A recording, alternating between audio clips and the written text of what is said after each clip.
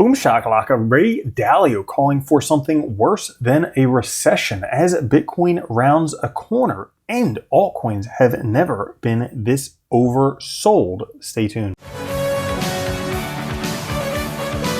What's up everyone, Randall here from Crypto Love. Today's video, Ray Dalio calling for something worse than a recession, Bitcoin breaking out, and altcoins oversold like they have never been before.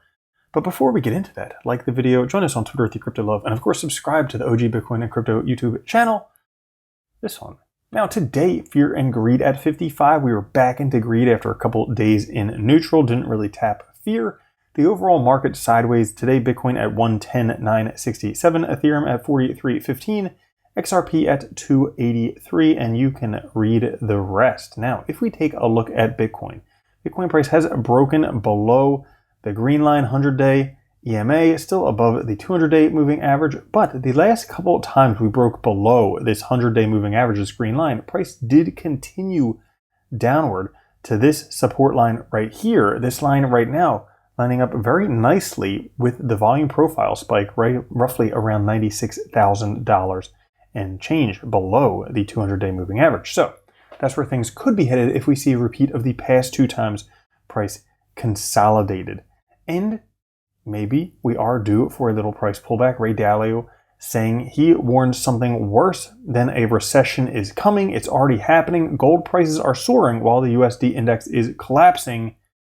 This is what he sees as disastrous, the dollar's worst start to the year in decades. Holy freaking cow. And there are sell signals flashing for Bitcoin based on the 500-day Bitcoin strategy, where you buy 500 days before a halving and sell 500 days after a halving. Had you have done this, you have done pretty well every time. And based on this, you would have bought at roughly $15,000 and then sell now at $110,000. Yeah, you'd be doing pretty well. But has the top of the cycle happened? Some would argue not yet, and you'll definitely want to stay tuned for reasons why. We are seeing right now on 4-hour candles, Bitcoin recently touching the channel's upper boundary at $110,000, which acts as resistance. Now, if this stays as resistance, we could be headed down lower towards $107,000 or $103,000. But it does appear like we are seeing a breakout here on the 4-hour chart,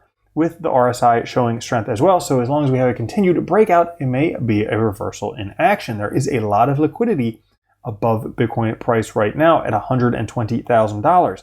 If price were to climb back up there, price would probably shoot through there, continuing upwards. And based on the Bitcoin Elliott wave, price has come down to the expected range, which was between $100,000 and $110,000.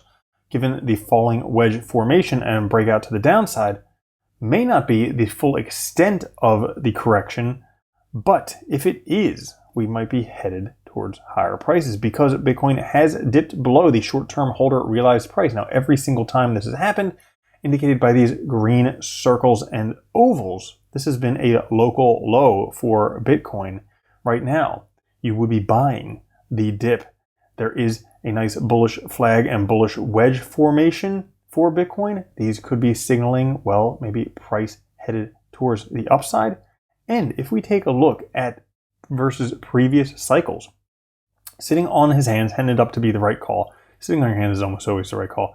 These call options are a lot cheaper right now. Add some today and keep buying through September while we're below the mean. You can see Bitcoin price right now in red. You can see the 4-year cycles mean. We are well below it right now. And in October, that's when things start to go up. Based on this pricing scale, could send price above $200,000 per Bitcoin if we just have a standard type of year. If we take a look at this one as well, Bitcoin has followed the same typical seasonal pattern of the past 10 years. 2025 performance has mostly stayed within a plus or minus 20% of the median year. If that holds, we could likely see another 40 to 60% gain before year's end.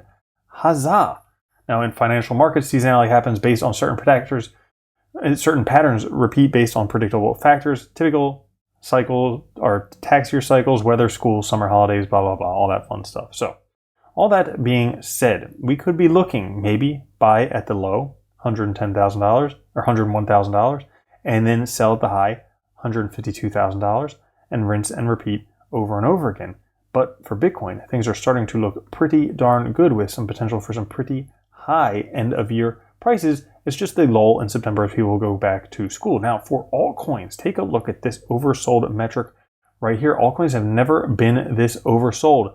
Not during COVID, not during the peak bear market, not during tariffs and trade war. And this time it's not even bearish capital simply rotating. Get ready for a mega alt season. Things could be about to explode for altcoins and definitely for Bitcoin. But that's all for this episode. If you enjoyed it, like the video, check out some of our shorts, and I will catch you later. Have a good one. Love you. Peace. Boom. Shakalaka. If you don't think Bitcoin's going to $1 million a coin and then $10 million a coin, you're already a loser.